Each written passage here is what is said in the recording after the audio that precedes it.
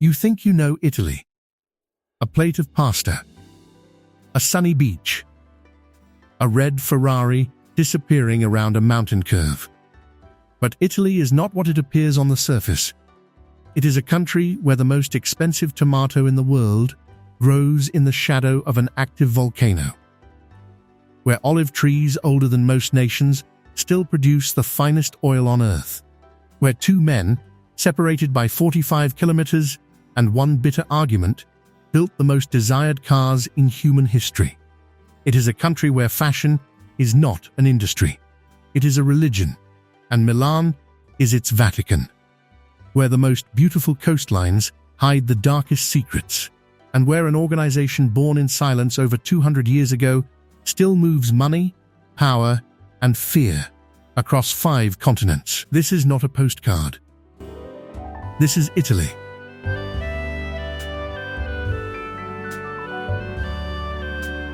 Few foods have conquered the world quite like Italian pasta. With a history stretching back over 7 centuries, pasta has been a cornerstone of Italian life long before it became a global staple. From the sun-baked kitchens of Sicily to the narrow trattorias of Bologna, Italians have been crafting pasta by hand, with nothing more than flour, eggs, and generations of knowledge passed quietly, from grandmother to grandchild.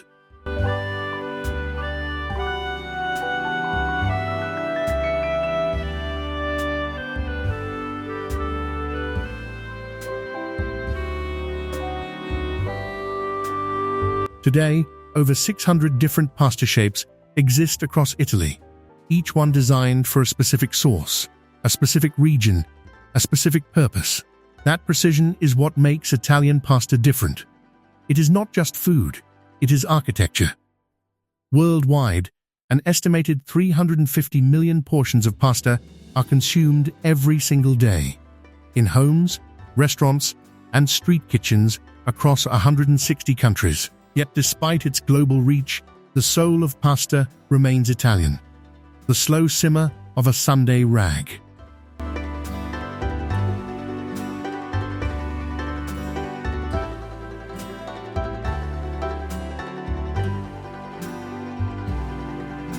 The perfect pull of fresh tagliatelle, the simplicity of cacio e pepe. 3 ingredients, centuries of technique. Italy turned flour and water into a cultural identity, and the world never looked back.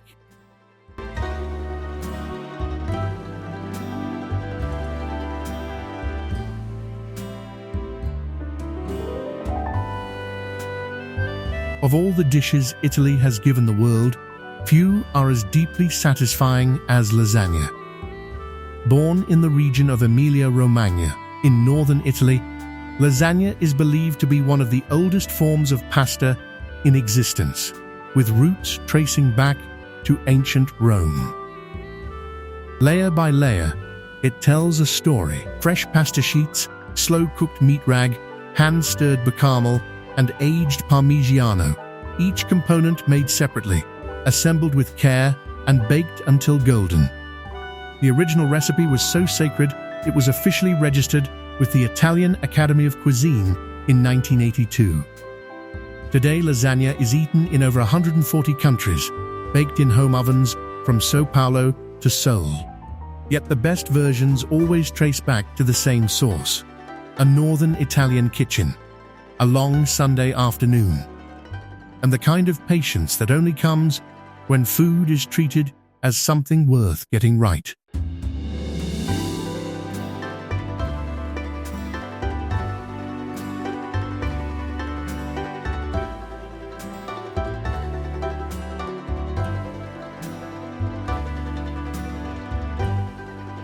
Few foods have changed the world quite like pizza.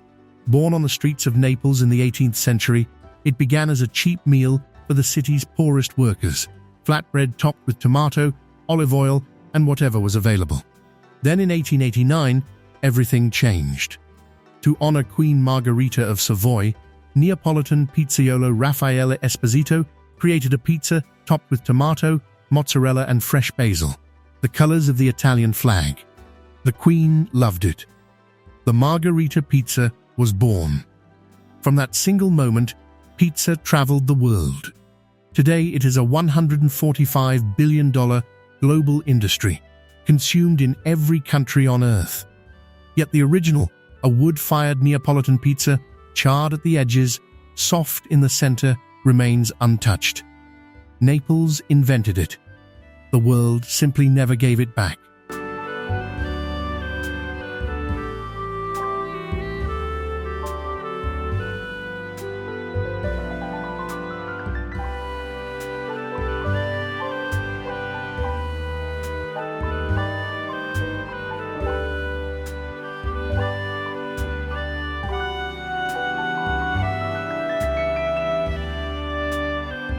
Italy did not just invent espresso, it invented coffee culture. Since the 16th century, the Italian cafe has been a place of conversation, philosophy, and daily ritual. Espresso, cappuccino, macchiato, all Italian creations, now consumed billions of times daily across the globe.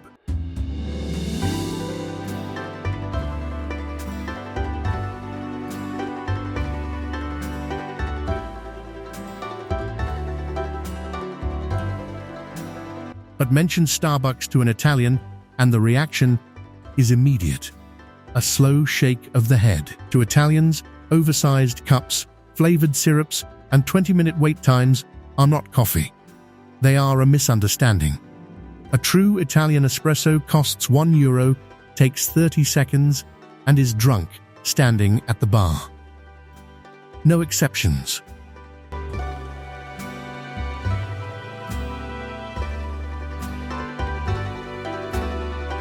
Italy has over 7,600 kilometers of coastline.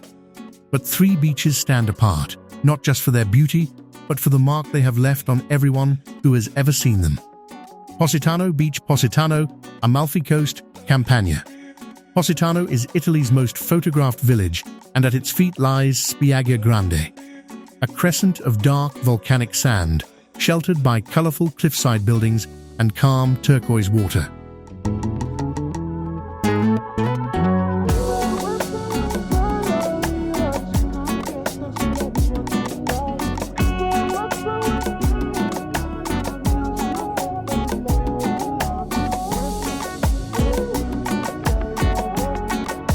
Once a quiet fishing village, Positano was brought to the world's attention in the 1950s, when writers and artists declared it one of the most beautiful places on Earth.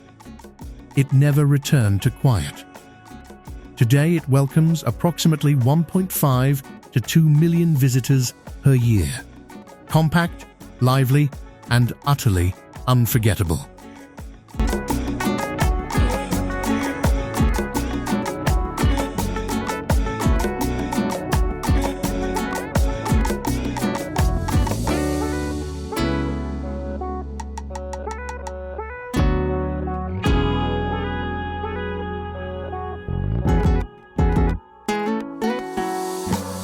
Spiaggia dei Conigli, Rabbit Beach, Lampedusa, Sicily. Closer to Tunisia than to mainland Italy, Rabbit Beach on the island of Lampedusa has been voted the most beautiful beach in the world. And the water makes it easy to understand why. Shallow for hundreds of meters, it shifts from pale turquoise to deep blue with a clarity that looks almost unreal. The beach is also a protected nesting site for the endangered loggerhead sea turtle, making it as important ecologically as it is visually.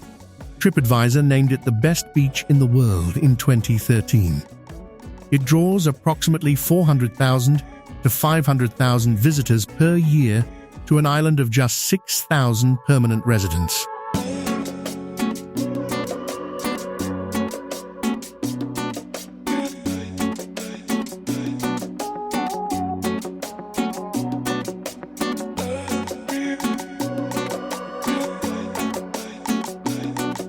Tropea Beach. Tropea, Calabria, southern Italy.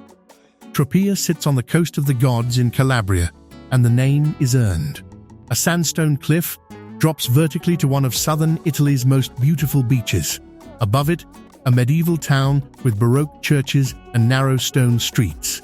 just offshore, a centuries-old sanctuary built on a rocky promontory rising directly from the sea. Tropea is beauty without effort, history without a museum. It attracts approximately 1 to 1.5 million visitors per year and remains one of the most powerful symbols of southern Italian life. Milan is Italy's financial capital, Europe's design hub, and the fashion capital of the world. Home to over 1.4 million people, it is a city that has made elegance its entire identity. At its heart stands the Duomo di Milano, begun in 1386 and completed nearly 600 years later.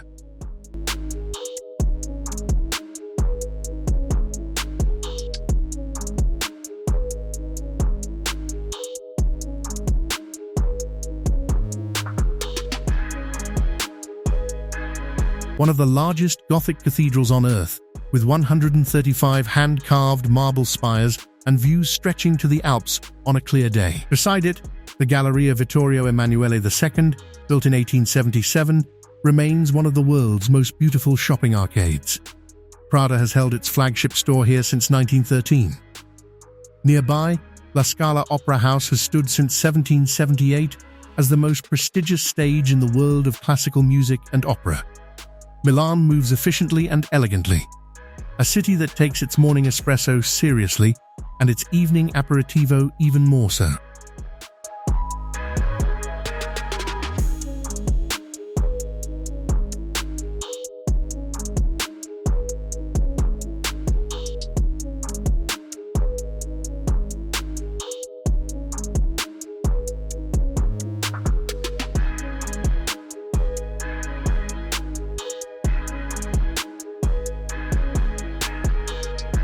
Four times a year, the entire global fashion industry turns its attention to Milan. Milan Fashion Week sits alongside Paris, New York, and London as one of the big four, but carries a particular weight.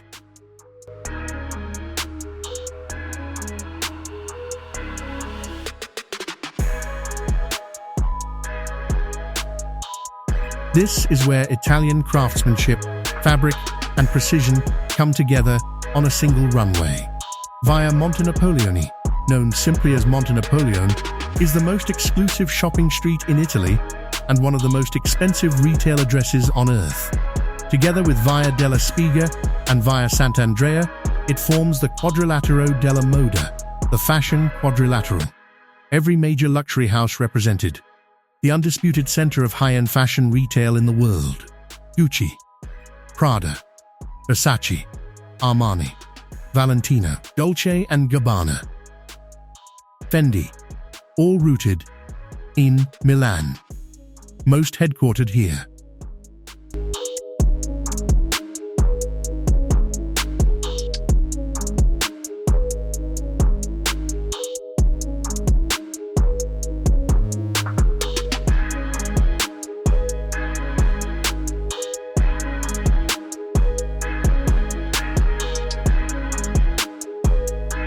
Milan's rise as a fashion capital was not accidental.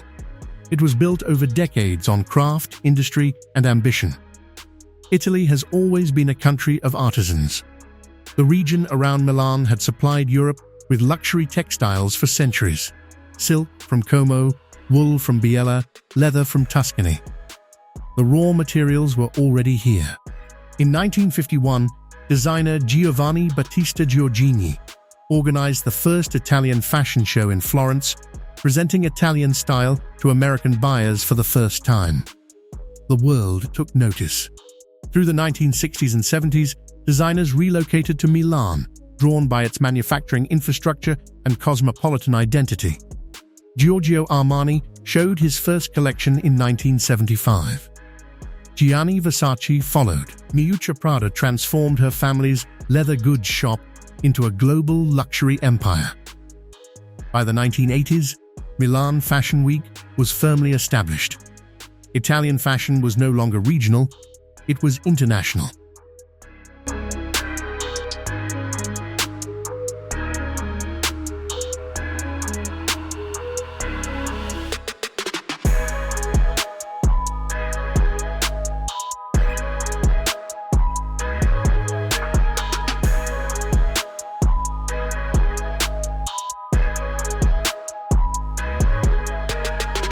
What separates Milan from other fashion capitals is manufacturing.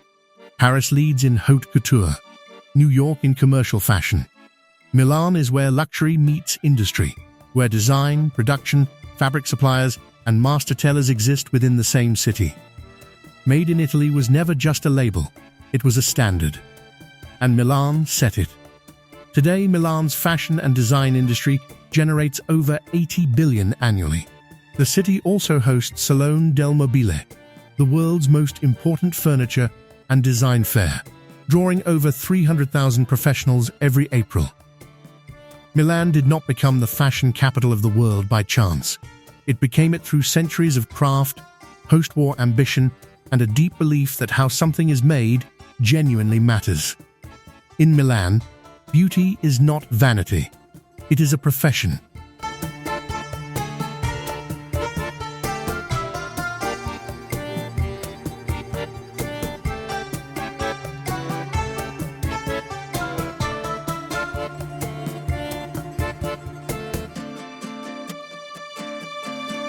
In the broken, lawless villages of 19th-century Sicily, where the state did not reach and justice did not exist, a shadow organization was born. Not through glamour, through necessity. The Sicilian Mafia, Cosa Nostra, rose as a self-appointed system of order, built on one currency above all others: fear wrapped in loyalty.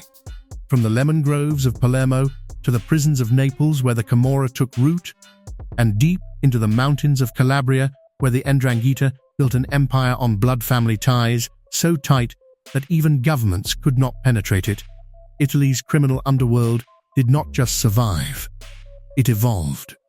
It infiltrated politics, controlled economies, and silenced its enemies with a code called Omert: speak nothing, see nothing, live.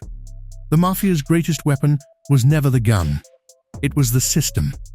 And when two brave judges, Falcone and Borsellino, finally came close to breaking it, the Mafia killed them both within 57 days.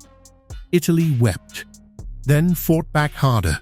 Today, Cosa Nostra is weakened, but the Ndrangheta quietly controls an estimated 3% of Italy's entire GDP and supplies 80% of Europe's cocaine.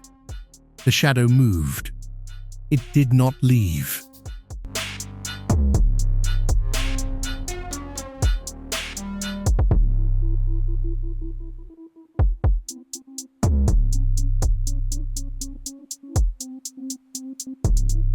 There are countries that make cars.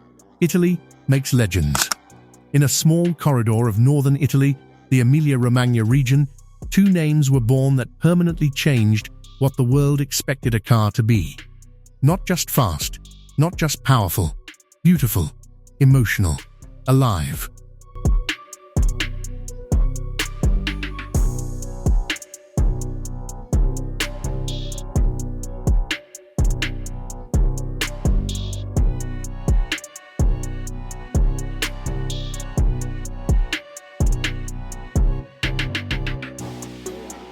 Ferrari Maranello, founded 1939. Enzo Ferrari was a racing driver turned obsessive. He did not set out to build road cars. He built racing machines and sold road cars only to fund the racing. That philosophy never changed. The first Ferrari rolled out of Maranello in 1947. What followed was a dynasty. The 250 Gito, only 36 ever built, today sells for over $70 million at auction. The F40 was Enzo's final gift to the world before his death in 1988. The LaFerrari proved that hybrid power and soul are not opposites. On the track, Ferrari is the most successful constructor in Formula One history. 16 Constructors' Championships. Over 240 Grand Prix victories. No other team carries the same weight of history. Today, Ferrari produces just 13,000 cars per year, deliberately. Each one hand-built in Maranello. Each one on a waiting list measured in years. A Ferrari is not purchased. It is earned.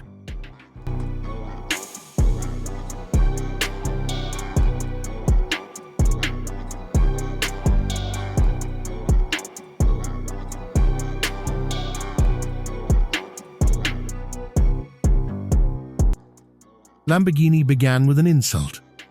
Ferruccio Lamborghini, a wealthy tractor manufacturer, complained to Enzo Ferrari about a clutch problem on his Ferrari. Ferrari dismissed him, told him a tractor maker had no business advising a car manufacturer. Ferruccio left that meeting with one decision made. He would build a better car. In 1963, Automobili Lamborghini was born. Its symbol, a raging bull. Its mission, excess, drama, and provocation. The Miura in 1966 is widely credited as the world's first true supercar. The Countach in 1974 became a poster on 1 million bedroom walls. An entire generation grew up wanting to go fast because of it. The Aventador and Huracan continued the tradition. Over 700 horsepower, 100 km in under 3 seconds, and an exhaust note that sounds less like an engine, more like a threat. Today, Lamborghini produces 10,000 cars per year, every one assembled by hand. Every one a direct line back to the moment a tractor maker decided to prove a point.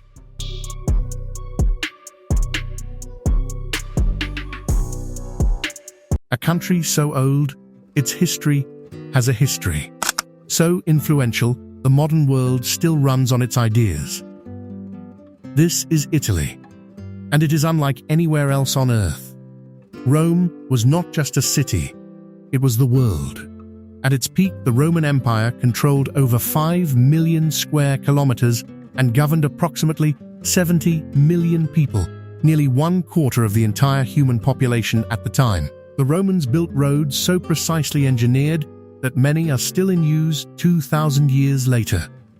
When the empire fell in 476 AD, it did not disappear. It became the church. And for another 1,000 years, Rome remained the center of the Western world. Italy as a unified country is surprisingly young.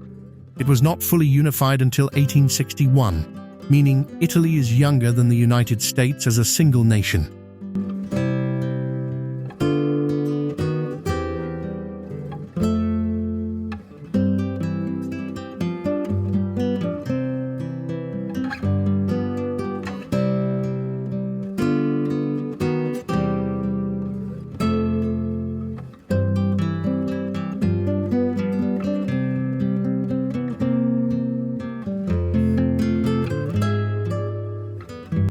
Italy has more UNESCO World Heritage Sites than any other country on Earth, 58 in total.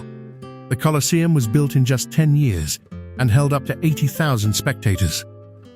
The Leaning Tower of Pisa has been leaning since 1173 and has survived multiple earthquakes that destroyed stronger structures nearby. Venice is built on 118 islands, connected by 400 bridges, with no roads and no cars. It has stood for over 1,500 years.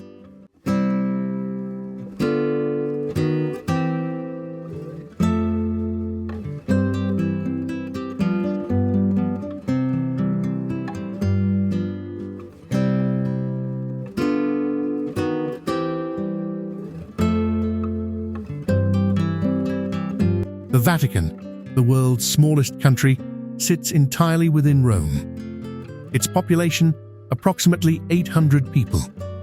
Pompeii, buried by Mount Vesuvius in 79 AD, preserved an entire Roman city in volcanic ash so perfectly that food was still found on tables when excavations began.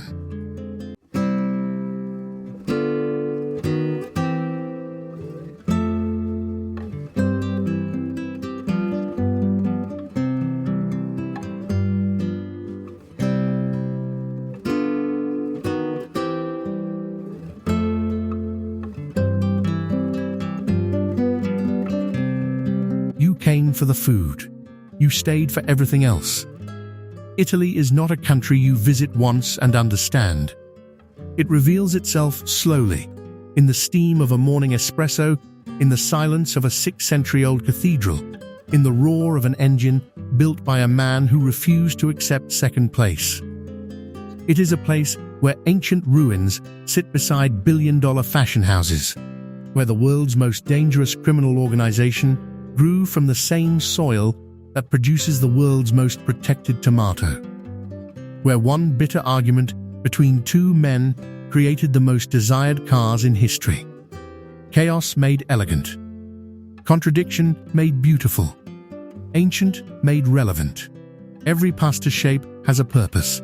Every festival carries a memory. Every road eventually leads back to a table, a family, and a meal worth waiting for. That is what Italy has always understood. The greatest things in life are worth slowing down for, worth crafting carefully, worth passing on. Italy did not just build a civilization, it built a way of living and shared it with the world. And the world said yes.